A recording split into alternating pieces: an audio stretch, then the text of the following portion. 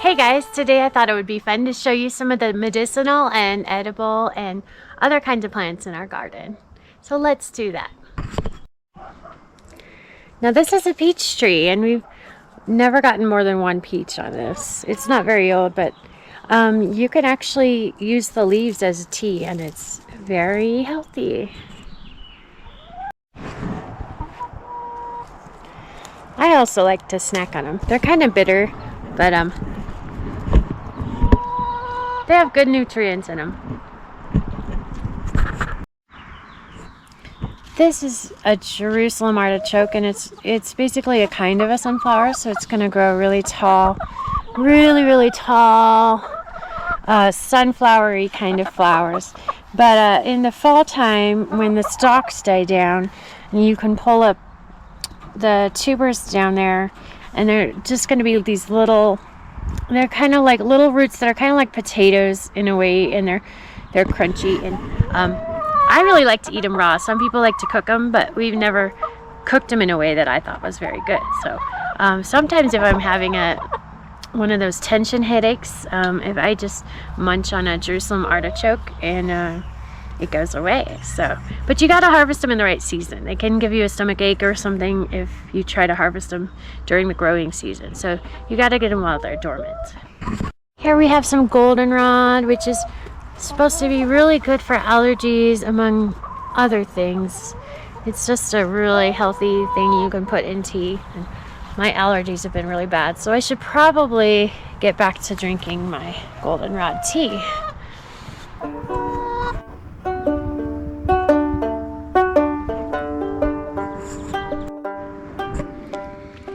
Do you know what this is? This is horseradish. It looks a lot like yellow dock with the leaves, but the leaves are more robust and more, I don't know, it's just more wrinkly and more, they just get bigger. And so in early spring I like to dig up the root and I just shred it, grate it, and add some apple cider vinegar and salt and make some horseradish sauce. It's really good.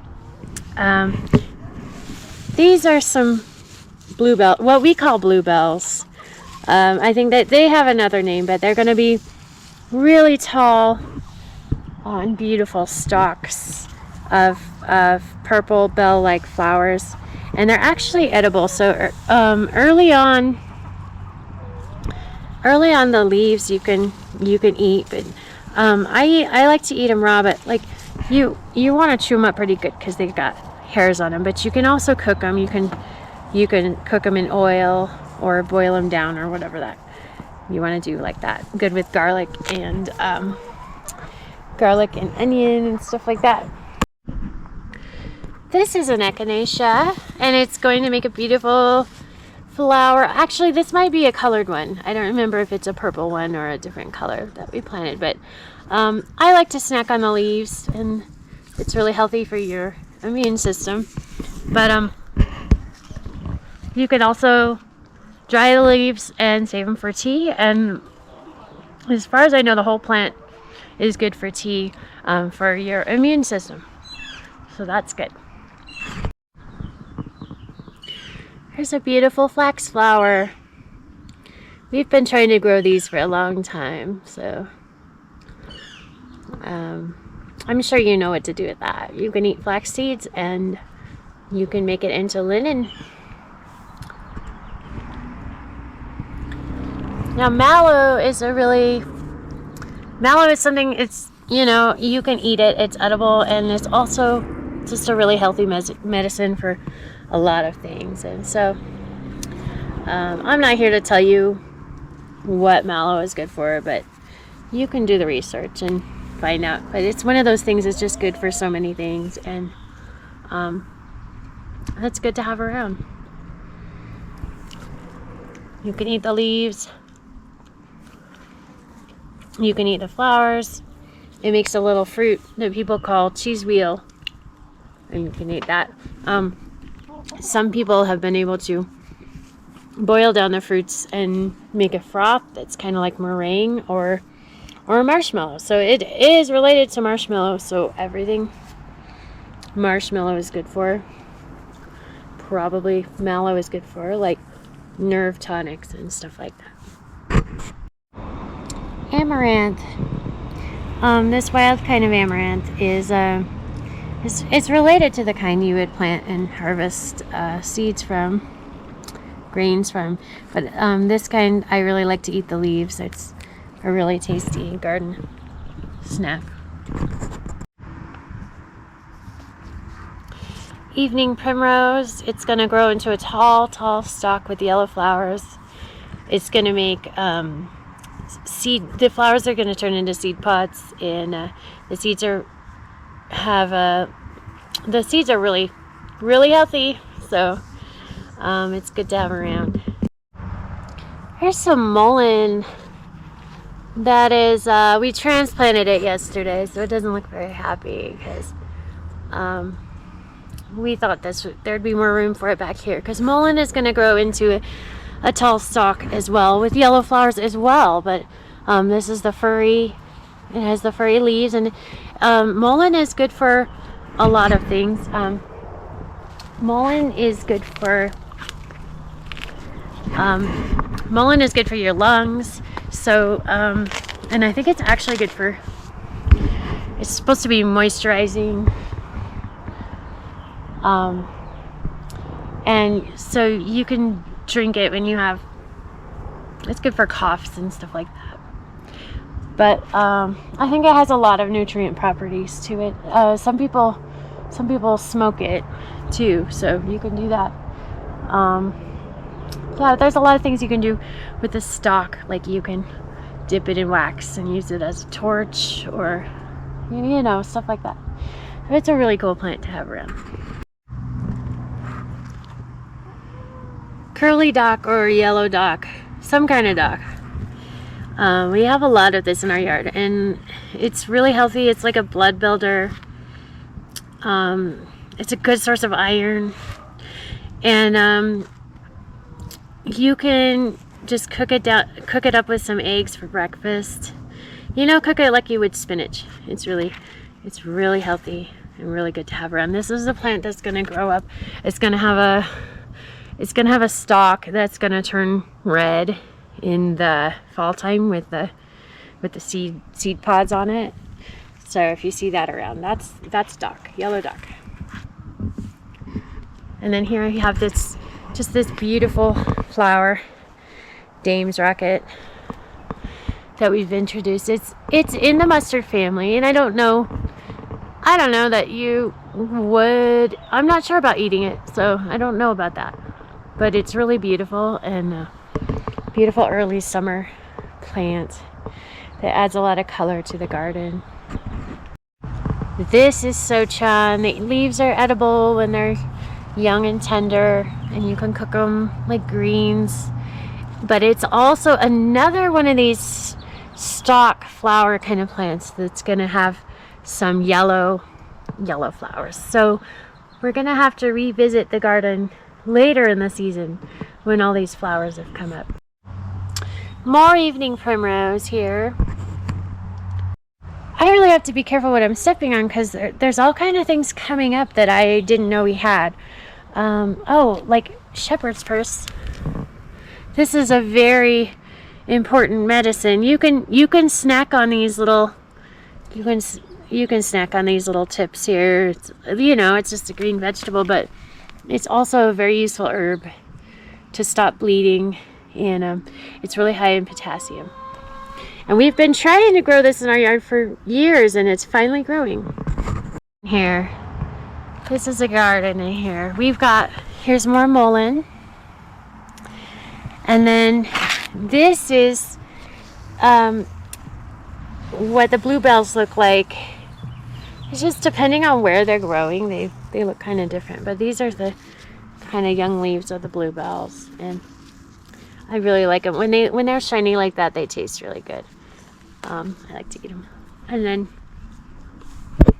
now this is a plant that Rico planted, and I can't remember what it's called. He has all these plants that they're really important to him, and I can't remember what they are, so he's gonna have to show you these ones.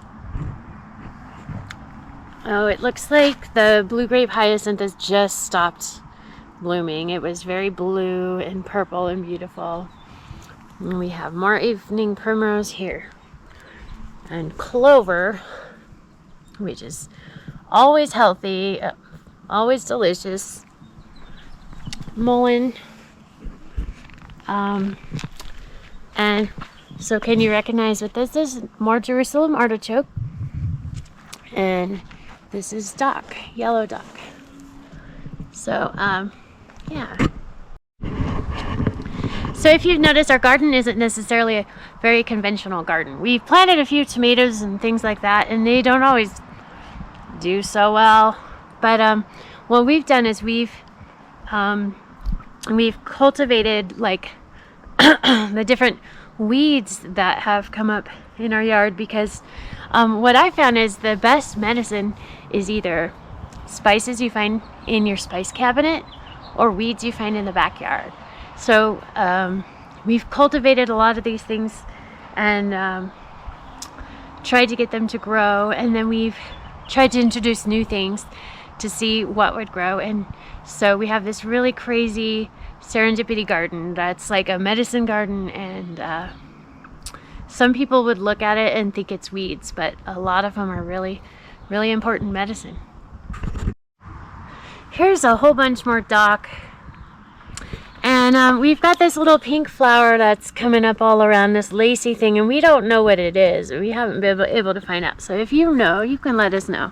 And then this is a kind of 4 o'clock that's been coming up. That Rico really likes this plant. It's just an ornamental plant. As far as I know, I don't know if it does anything. I don't think it's edible or anything. Some more dock in here. And these are the cotoneasters. They've grown up really big. They're just pretty. A pretty green thing to have. They're gonna make berries, but you don't eat them. they're just pretty to look at. Here we have some thyme, and this has been, we planted it and it's been coming back every year. More echinacea and lavender. So see that the grass is growing up in here. But yeah, it's really nice to have lavender. This is another thing that took us a while to establish, and it's finally growing and it's been coming back. Now, do you know what this is? This is a really big plant. This is not rhubarb. This is burdock. And burdock, well, I wouldn't eat the leaves because the leaves are so bitter that it's the most bitter thing in the world. But what you do is you can strip down the stalk and eat that if you strip away the bitter part with a knife. But down there is the root, and the root is used in a lot of Chinese cooking, and but the root is also used in teas, and it's a tonic, and it's one of those things that's just good for everything, and it's just a really healing, really healthy thing. And so yeah, so we have a few of these growing, and it's one of the healthiest things for you in the world. So it's a very important weed. And do you know what this is? This is showy milkweed, and it is a very important native plant. And people like to think that this is a weed that we need to get rid of, but it's not. It's supposedly the only food of the monarch butterfly larva. So that's very important. But what I see, it's gonna grow big, those big pink flowers. And you might have seen that in my other video. And I see a lot of swallowtail butterflies that gather around. Like, what you'll get a big bush of all these pink flowers, and then what you'll have is it's a habitat. So you'll have swallowtail butterflies, you'll have painted lady butterflies, I found Rico and I discovered this big red beetle that we never seen before, and we found out it's called a milkweed beetle. So that thing lives on there. So it's a whole habitat of different pollinators and creatures that rely on the milkweed. So this is a very, very important native plant. It is not a weed, and we need to take care of it. In the very early spring, it'll have shoots that come up, and it can be kind of similar to asparagus, but it has a much milder, sweeter taste than asparagus. And so that's one of my favorite snacks to eat. And you can eat like these little buds right now. They're edible, and then it will make, after it flowers, it will make pods. But if you have any big part of the leaf or anything that smells perfumey is toxic. So only eat parts of the plant that are young and tender and green, and not big or tough or flower. Or if it smells like a flower or perfume, that's when it's toxic. So this is going to be our bluebell. This is our bluebell garden, and we got these pink peas that grow in here, and we like to eat the young shoots. Really, the seed pods are usually kind of tough, but all these bluebells are going to grow up and be these big tall flowers and bending over, and they're going to be really beautiful. So you'll have to see that later in the season. Okay, this tree, this is a buffalo berry tree, and it is going to make, well, we've had it for a few years and it hasn't made blossoms or fruit yet. So one of these years, hopefully, it will make some little yellow flowers, and then it will make these little tiny bright red fruits. And the buffalo berries, they're very tart and astringent, and but they're very healthy for you, and they're native food. They're part of the native tradition, and they're really special. And I think that they're very healthy, and despite what things you might read about them, they're safe and healthy. So they're just very tart and very astringent, and they're very good. It just feels like we're in between the flowering seasons, because everything seems to be green, and things that were flowering weren't. But here's just a beautiful salvia kind of sage that we have, and I don't know if the colors change depending on the soil, because we have one here. This one here is going to tend towards bluish, and then this one here is going to be more pink. So that's very interesting how they change their colors. Yeah, so yeah, it's just a really beautiful plant, and it smells really pretty, and the pollinators love it. Okay, so I can see that we're going to have to revisit the garden when the seasons change and when some of those plants grow up taller, so that you can see what that's like. And so yeah, this is our Serendipity garden. It's different. It's unconventional, and I love it. I've kind of shied away from trying to tell you guys all the medicinal properties of things, because I feel like you shouldn't take my word for it or any one person's word for it, but you should just find out what things are that are good for you, and read a lot of different resources so that you know the truth, because you can't find the truth in one resource. You have to look around, look at the scientific stuff, and then look at the traditional things that people used, and put it all together and figure it out for yourself, because you deserve to know that for yourself. So anyway, oh yeah, the most important plant, let me show you. The very first most important thing you should learn is the dandelion. And I will tell you, the dandelion is so full of vitamins and minerals, so healthy for you, super healthy for your liver and for digestion. And that is something that is so important to know and to have. And you can just eat the flower, you can eat the stalk, you can eat the leaf, you can eat the root, you can put the root in teas, and that is super healthy for you. So that is the first thing that you deserve to know. Okay guys, I'm going to end on that note. So have a beautiful spring and summer, and I'll see you next week.